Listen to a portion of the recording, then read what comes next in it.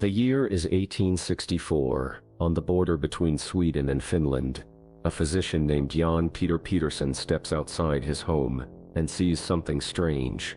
Lying beside his old barn is a tiny body, a dried-up little man in worn, tattered clothes, no bigger than a child's arm. It wasn't an animal, it was human, only very small. In a letter to his son, Peterson wrote, "There is a bruise on the head. Perhaps he fell, lost consciousness, and froze to death. I found him inside the wall of the old barn.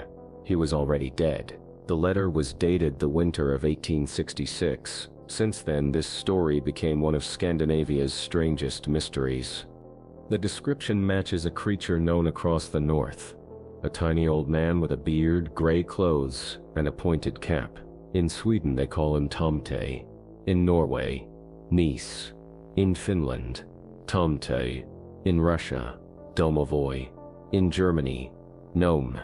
From the ancient word gnomus, meaning earth spirit. It's mentioned to Is, but tales of small hidden people appear everywhere. In the British Isles, leprechauns and brownies.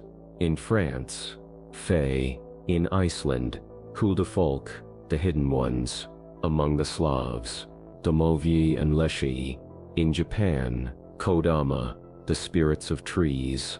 In Central America, Alexes, guardians of ancient Mayan ruins, thousands of miles apart, yet the same pattern repeats: short stature, old clothing, connection to nature, and the ability to appear only to those who believe.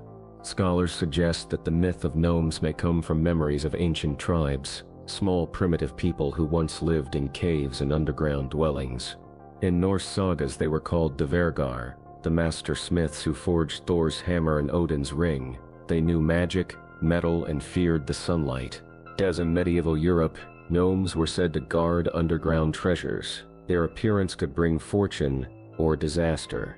They might reveal a path to hidden gold, or lead you deep into the earth, never to return. In Scandinavia, people said that Tomte lived under the floor, watching over the household. If the owner respected him, the spirit would protect the farm, but anger him once, and the house would fall into chaos. These were only legends, until Jan Peter Peterson found something that could be touched. Years later, Peterson's son preserved the body. Eventually, it appeared in Sweden at an online auction. The price, $18,000. On the wooden box, an inscription read, "This household gnome was found by my father Jan Peter Peterson in the winter of 1864 inside the wall of an old barn. He was already dead." Some claim it was an art hoax, a modern sculpture made to look ancient. Others believe Peterson truly encountered something far older than we can imagine. And if the legends are right, these tiny beings have always lived beside us. Maybe they just learned to hide better.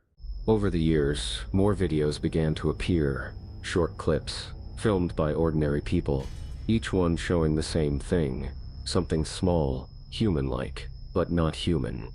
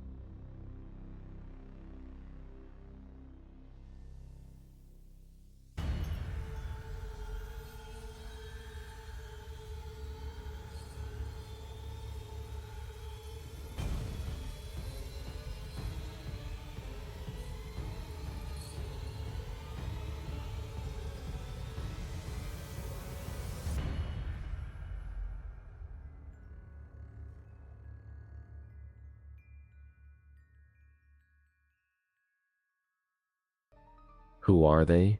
Spirits, ancient tribes, or shadows of our fear of the unknown? One thing is certain. Under every hill, behind every wall, Inside every old barn, something might still be watching. The mummified gnome, a reminder that our world is far older and far stranger than we like to believe.